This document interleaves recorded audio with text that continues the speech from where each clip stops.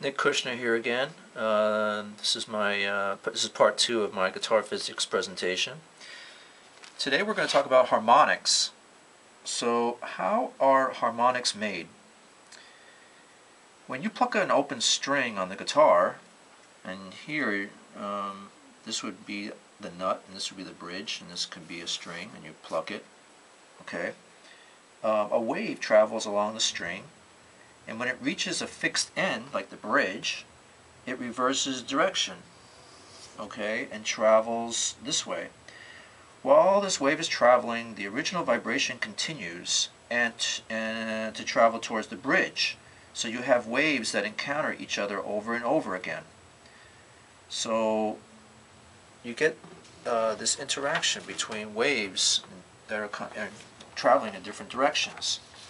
So I drew this up to sort of demonstrate different effects that you can get.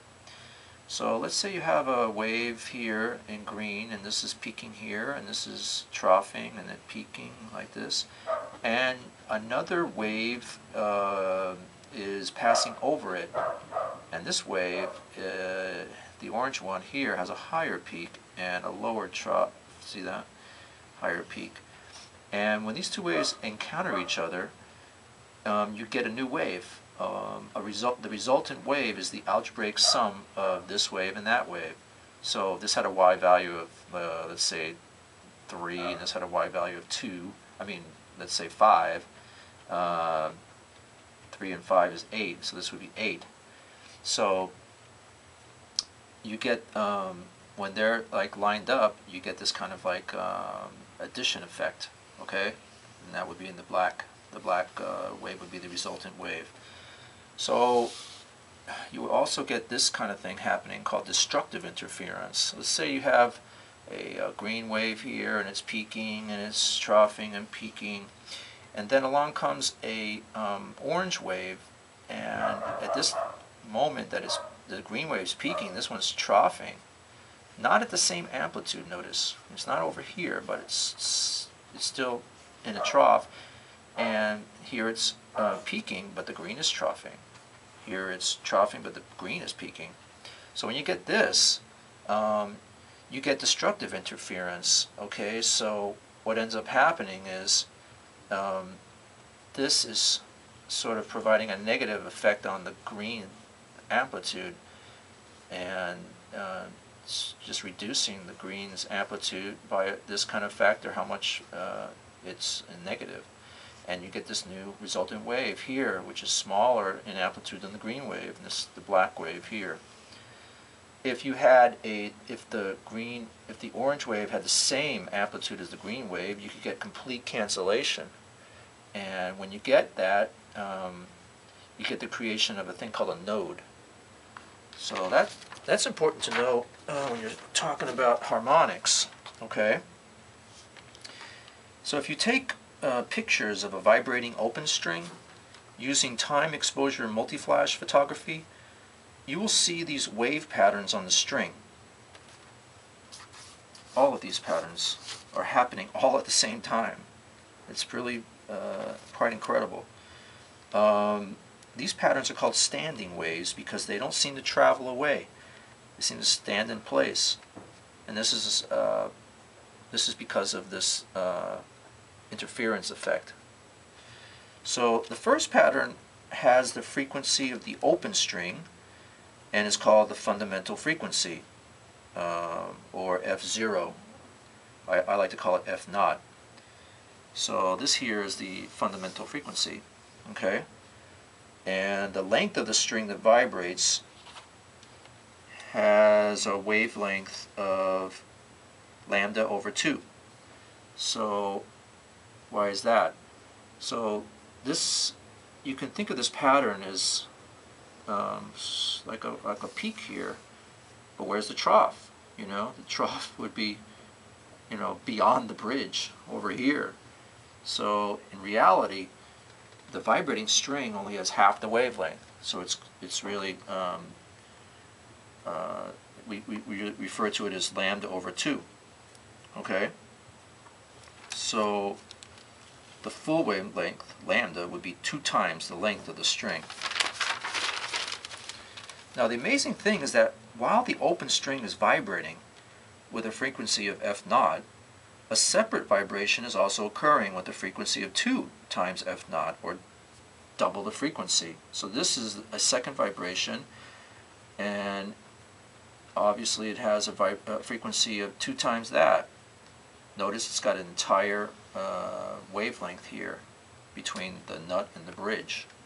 So the wavelength of this wave pattern is equal to L, the length of the string. Okay. Now notice that there's a node here at the 12th fret, and this is an area where there is no vibration. So if you lightly touch the string at the node, you will not disturb this frequency, and you can ring it out and hear that it's an octave above the open string. So you do the harmonic here, it's an octave above this open string frequency. But once you touch the string at the 12th fret, if you touch the string at the 12th fret, you disturb this frequency, because this is ringing out here. So you disturb the fundamental that goes away. Notice how the amplitude of this wave, okay, the amplitude, the distance from, I guess from no vibration, is smaller than this one here. So the amplitude's going down. So it's quieter. This is called the second harmonic, and it's quieter and has less energy. Yeah, this is called the second harmonic, or first overtone. It's a little tricky nomenclature. So besides the fundamental and the second harmonic, you also get any whole number multiple of F naught, 3F naught, 4F naught, 5F naught, and those are corresponding to the third, fourth, and fifth harmonics. So, and it just continues on to infinity. But as each amplitude gets smaller and smaller, notice how this amplitude is smaller than that, this amplitude is smaller than that, this is really small compared to that. We can only hear out to about the sixth harmonic. So the 3F naught vibration, right here, the third harmonic, has nodes at the 7th and the 19th fret. This wave pattern divides the string length into 3 equal parts. Okay. The fourth harmonic has nodes at the 5th, 12th, and 17th frets. Most guitarists learn where these nodes are to ring out the harmonics. Notice that at the 12th fret, the fundamental, or F naught, this one here, and the third harmonic, 3F naught, are vibrating at the 12th fret.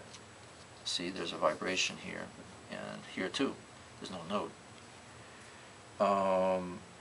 So all the odd number harmonics, the 1, the 3, I didn't show the 5, the 7, they're vibrating at the 12th fret. But the second harmonic and the fourth harmonic, the even ones, okay, 2, 4, 6, 8, all even harmonics have nodes here, node, node.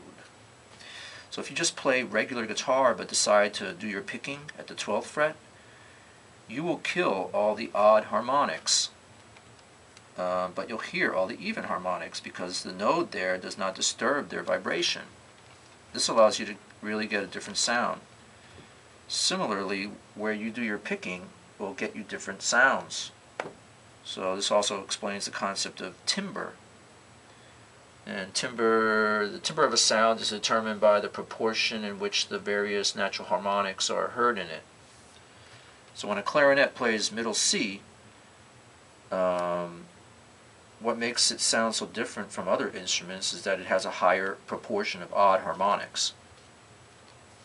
So let's see. I have a diagram below here. I don't think you can see it. The first 12 harmonics of the C2 frequency on the piano. The C notes predominate and the G notes, but the other notes that you get are notes from the major scale.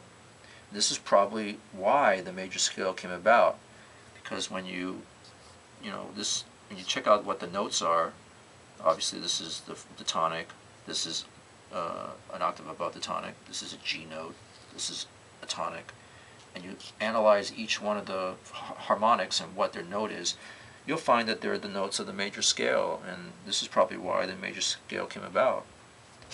It's inherent in the actual harmonics that you get from a vibrating open string. So one more item related to harmonics is resonance. So I'll define that. An object resonates when a disturbing force excites the natural harmonics of a tone of the same period as itself. So if you loudly sing a note near a piano with the damper pedal depressed, you will hear notes of the piano ring out.